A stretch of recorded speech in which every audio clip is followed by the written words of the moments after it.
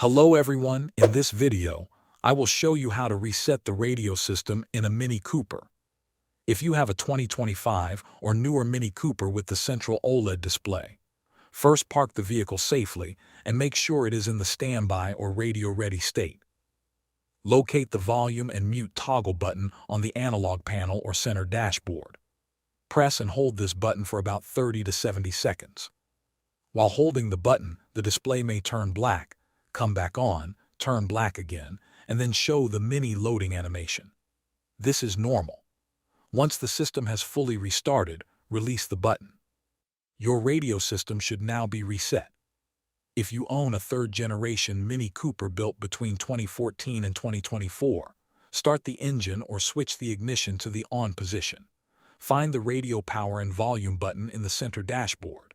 Press and hold the button for 10 to 30 seconds. Keep holding it until the screen turns black and begins rebooting. When the display turns back on and finishes loading, the reset is complete. For older Mini Cooper models, you have to open the iDrive controller and reset the audio from the settings. Thanks for watching.